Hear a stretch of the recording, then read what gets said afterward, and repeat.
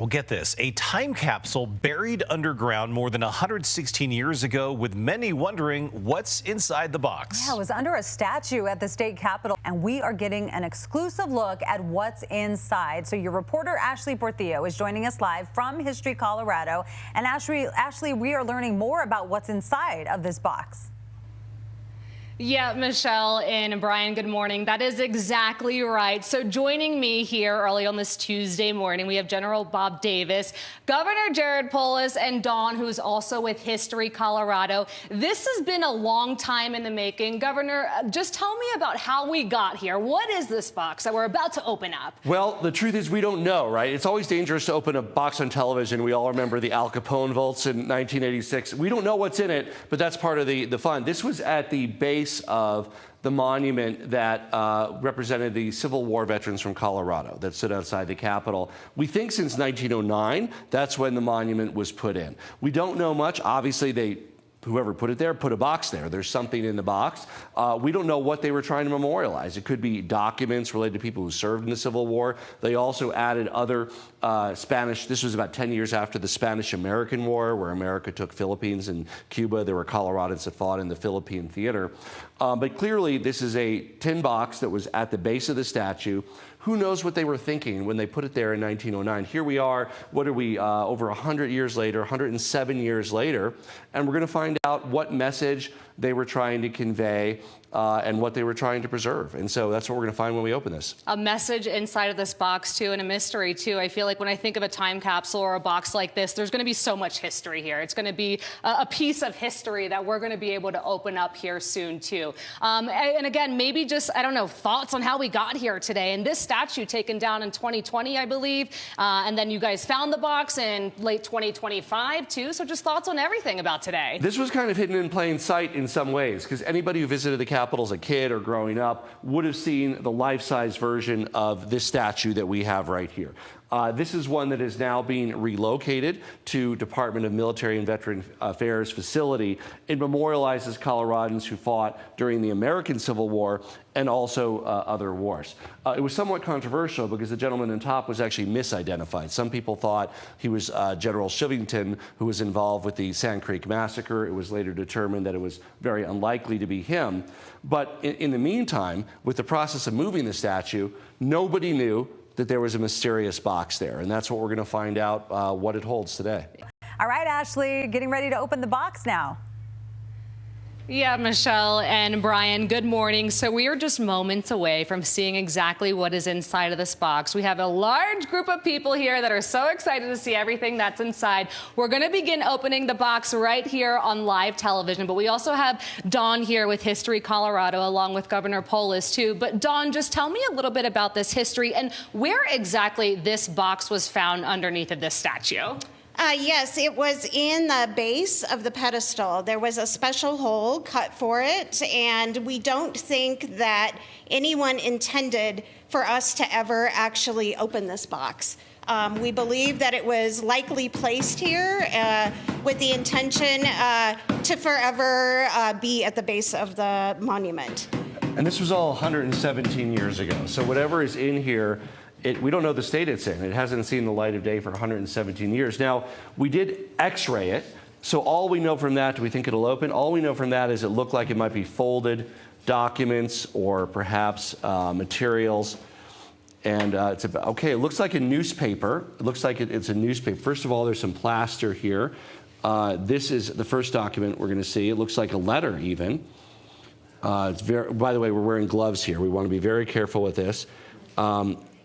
Why don't we start with the newspaper? This is a newspaper. We'll see the date on it. This is in very good condition, this newspaper.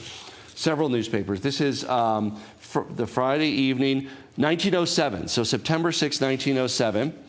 And it looks like these are more or less regular newspapers it's called the Denver Times. So that's not the Rocky Mountain News or the Denver Post, but these are newspapers from that. These are very well preserved.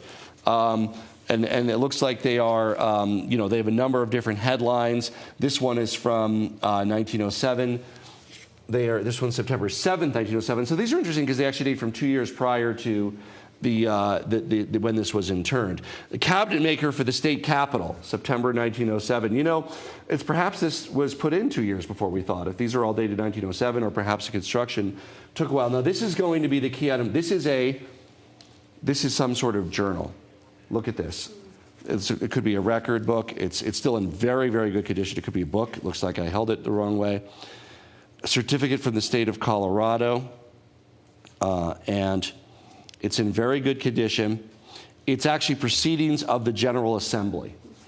So we actually still publish these to this day. Actually, most of it is online, but these are, and we have some of these State Home for Dependent and Neglected Children, an act. So just like our General Assembly meets now and passes laws, they did this in 1907 as well. And this, they were trying to say to the future, to us, the generations, here's what we did in 1907.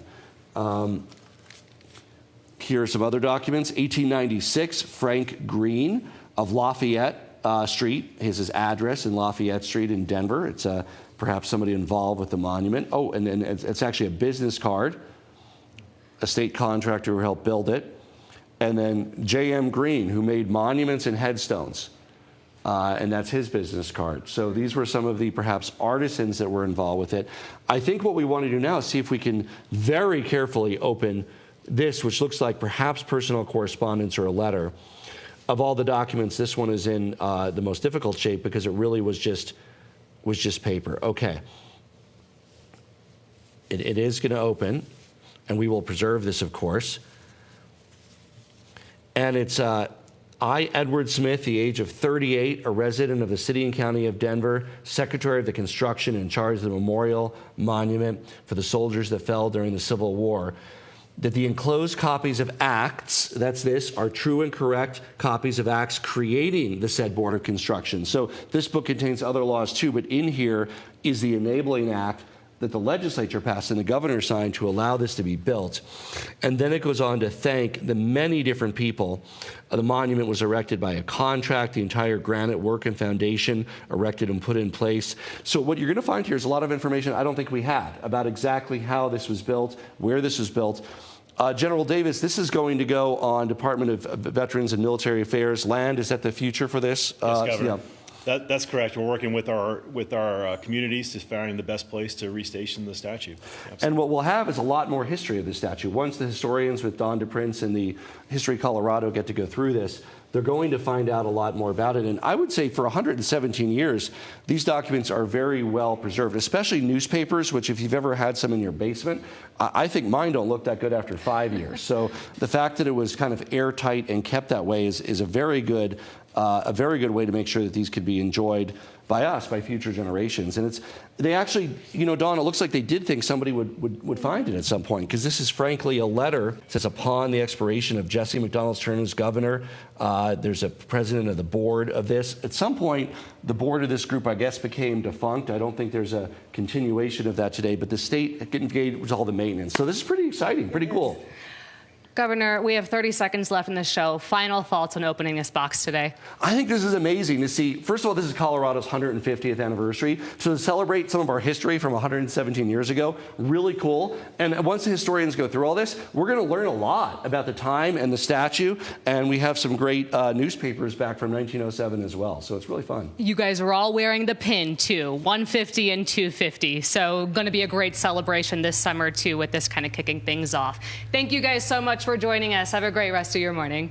Thanks, Ashley. I mean, it's a relief that there was something in there, but what a time capsule. Yeah. 1907, I checked. An average home in Capitol Hill at that time, $35,000. Oh, my goodness. There you go. Way back when. I know. Have a great day, everyone.